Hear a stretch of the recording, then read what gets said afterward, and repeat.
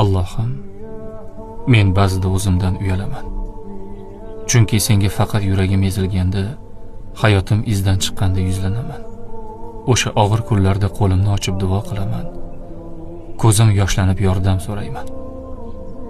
Ammo quvonchdachi, yutuqdachi, yaxshi kunlarimda seni unutib qo'yaman. Go'yoki bu yaxshi hayotni o'zim qurib qo'ygandek yashayman. Go'yoki omad, kuch, baraka o'zimdan. Ammo biroz qoqilsam, qalbim ezilsa, yana senga qaytaman. Yana duo, yana iltijo, yana kechirim so'rab. Va har safar sen meni kechirasan. Xuddi hech narsa bo'lmagandek. Allohim, bundan uyalaman. Yaxshi kunlarda seni unutib, faqat yomon kunda izlashdan uyalaman.